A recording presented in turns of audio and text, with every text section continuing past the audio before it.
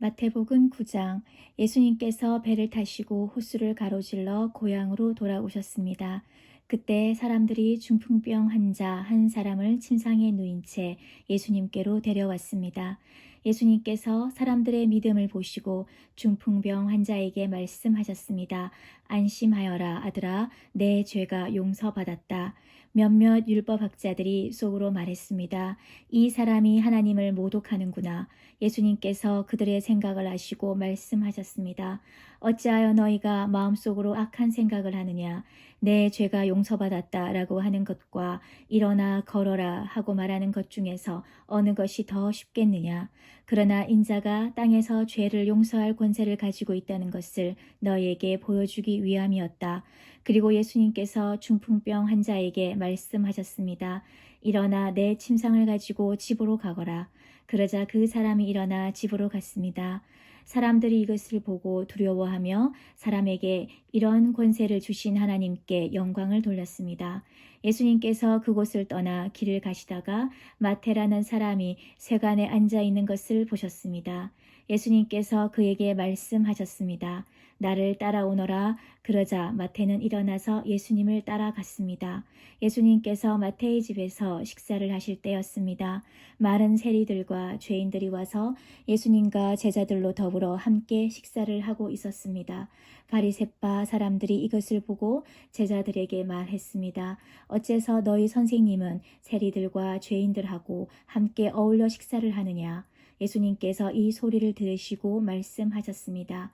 건강한 사람은 의사가 필요 없으나 환자들은 의사가 필요하다. 너희는 가서 나는 희생제물보다 자비를 원한다라는 말씀이 무슨 뜻인지 배워라. 나는 의인을 부르러 온 것이 아니라 죄인을 부르러 왔다.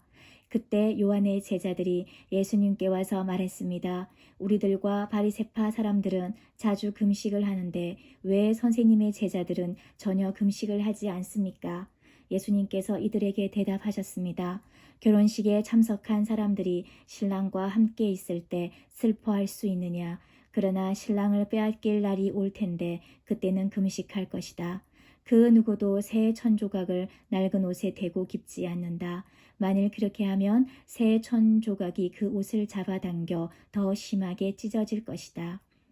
그 누구도 새 포도주를 낡은 가죽 부대에 담지 않는다. 만일 그렇게 하면 낡은 부대가 터져 포도주가 쏟아지고 가죽 부대도 못 쓰게 될 것이다. 새 포도주는 새 가죽 부대에 넣어야 한다. 그래야 둘 다 보존될 수 있다. 예수님께서 이 말씀을 하시는 동안 회당장이 와서 예수님께 절하고 말했습니다. 제 딸이 조금 전에 죽었습니다. 오셔서 손을 얹어 주십시오. 그러면 다시 살아날 것입니다. 예수님께서 일어나 회당장을 따라가셨습니다. 제자들도 같이 갔습니다. 가는 길에 12년 동안 혈루증을 앓아온 한 여자가 예수님의 뒤로 와서 옷깃을 만졌습니다.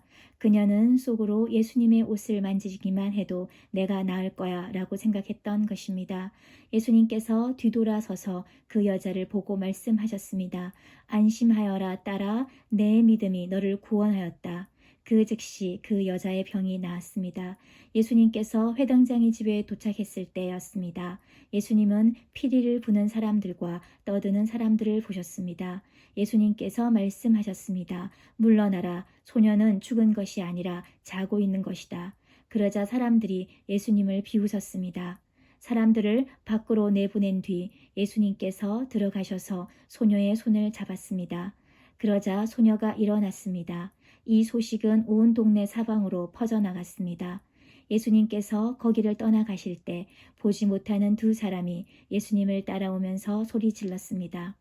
다윗의 자손이여 우리를 불쌍히 여겨주소서. 예수님께서 집 안으로 들어가시자 보지 못하는 사람들이 예수님께 나아왔습니다. 예수님께서 그들에게 물으셨습니다. 내가 너희를 보게 할 수 있다고 믿느냐? 그들이 대답했습니다. 그렇습니다, 주님. 예수님께서 그들의 눈을 만지시며 말씀하셨습니다. 너희의 믿음대로 너희에게 이루어져라. 그러자 그들의 눈이 뜨였습니다. 예수님께서 그들에게 매우 엄중히 이르셨습니다. 이 일을 아무에게도 알리지 마라. 그러나 두 사람은 나가서 예수님에 대한 소문을 사방에 퍼뜨렸습니다. 그들이 떠나갔을 때 사람들이 귀신 들려 말하지 못하는 사람을 데리고 예수님께 왔습니다. 예수님께서 귀신을 내쫓자 말 못했던 사람이 말을 하게 되었습니다. 사람들은 놀라서 말했습니다. 이스라엘에서 이와 같은 일이 일어난 적이 없었다. 그러나 바리새파 사람들은 말했습니다.